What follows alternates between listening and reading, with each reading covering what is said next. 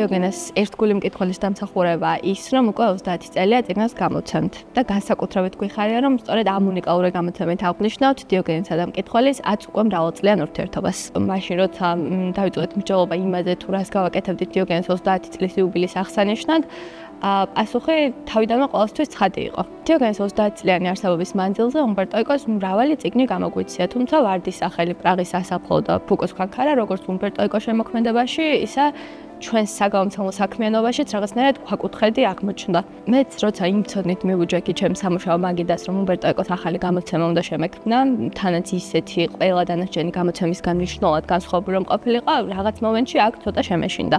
მალევე ნახევრად შესრულებელი მისია დავისახე და კონკურენცია უნდა გამეწია არა მხოლოდ საკუთარი გამოცემებისთვის, არამედ მსოფლიოს ბაზარზე არსებული ყველა გამოცემისთვის. სწორედ ასე გადავწყვიტეთ წავსულიყავით ძალიან დიდ რისკზე და გავაკეთებინა რაღაც ისეთი, რაც ან ყველას მოეწონებოდა, ან საერთოდაც არავის არ მოეწონებოდა. უმბერტო ეკო რა განწყობასაც ქმნის თავის ტექსტებში, ეს დიოგენეს მკითხველმა ძალიან კარგად იცის. მისი თითოეული წიგნი რაღაცნაირად ისტორიული რომანივით მასშტაბური, გოთიკური რომანივით პირქუში და დეტექტიური რომანივით მძაფრია ხოლმე. და მთავარი იყო, რომ ეს მასშტაბურობა აუცილებლად უნდა შეგვენარჩუნებინა, თუმცა პირქუში გარემოს გადასხვაფერება და უდნავ შემსუბუქება რაღაცნაირად მაინც მინდოდა. წიგნებს ქრონოლოგიურად მივყევი, ვარდის სახელი გადავშალე და პირველი მიზანი იყო ის, რომ მაქსიმალურად ზედმიწევნითი ვიზუალური რუკა შემექმნა იმისა, თუ როგორ გამოიყურებოდა მაგალითად მე-14 საუკუნის იტალიური მონასტრები, რა მასალისგან შეკერილი ტანსაცმელი ეცვათ ფრანცისკელ ბერებს, რა ტიპის ორნამენტებით იყო მორთული დარბაზები, საკურთხევლები და ასე შემდეგ. ჩემი გამოცდილებით ამდენად შორეული წარსულის გაცოცხლებისთვის საუკეთესო გზა აღმოჩნდა იმ კონკრეტული ეპოქის ტექსტილების არქივში ძალიან დიდხნიანი ქექვა, რადგან ამ ქეკვის შედეგად საკმაოდ ბევრ საინტერესო რამეს გადავაწყდი. საბოლოოდ ვარდის სახელზე რა დიზაინსაც ხედავთ, ეს დიზაინიც სწორედ ამ პრინციპითაა შერჩეული. თითოეული დეტალი ძალიან კონკრეტული სივრცეებიდან არის ამოღებული, რომლებშიც ფრანცისკელი ბერები ყოველდღურად დააბიჯებდნენ და ყველაზე დიდი საიდუმლოს ამოხსნას ცდილობდნენ. პრაღის სასაფლაოს და ფუკოს ქანქარას გარეკანებიც ცხადია ამავე პრინციპს იმეორებს.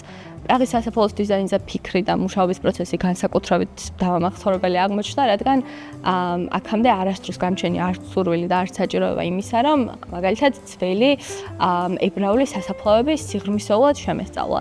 აქაც ცხადია უამრავ საინტერესო სიმბოლოს გადავაწყდით. ხო, იმან რამაც ახლა საბოლოოდ თქვენამდე მოაღწია, მე-19 საუკუნის ევროპაში ანტისემიტიზმთან ერთად შემოსული სხვადასხვა ებრაული სიმბოლოების მეტნაკლებად ფორმატული ვარიაციებია. ამას ემატება წიგნში ცენტრალური თავშეყრის ადგილის სასაფლაოების დეტალებიდან აღებული სიმბოლოები, რაც ერთი შეხედვით თავიდან უმნიშვნელოდ გვეჩვენებოდა, თუმცა საბოლოოდ სრულიად შესაფერის დეტალები აღმოჩნდა ტექსტის გარეკანისთვის. ფუკოს ქანქარას შემთხვევაში გარეკანზე გამოტანილი სიმბოლოები კიდევ უფრო მრავალფეროვანია და სასაფლაოების შემდეგ უკვე ოკულტურის სიმბოლოების შესწავლა დავიწყეთ და ამასთან ერთად ვიქექებოდით ყველგან, სადაც კი შეიძლება რამე გვეპოვა სამყაროში ყველა იმ საიდუმლო დაჯგუფების შესახებ, რომელსაც კი ისტორიის მანძილზე ოდესმე უარსებია.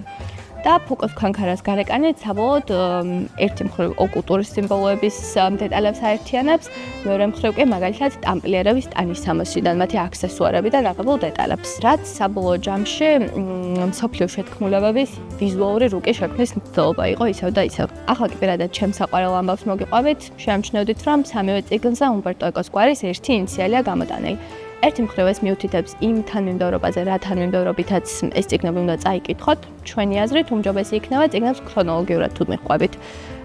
თუმცა კიდევ ერთი საინტერესო ამბავი იმალება. უმბერტო ეკოს ბაბუა ობოლი იყო, ბავშვთა სახლში ცხოვრობდა და მისი წარმომავლობის შესახებ არავინ არაფერი არ იცოდა. ამდროინდელ იტალიაში კი ასეთ ბავშვებს კონკრეტული ფრაზების კონკრეტულ აკრონიმებს ანიჭებდნენ გვარად. უმბერტო ეკოს ბაბუას კი განსაკუთრებით საინტერესო ფრაზის აკრონიმი ერგო წილად. ლათინურად ეს ფრაზა არის ex caelis oblatus, აკრონიმად ეკო, რაც ნიშნავს ზღვენის ამოთხიდან.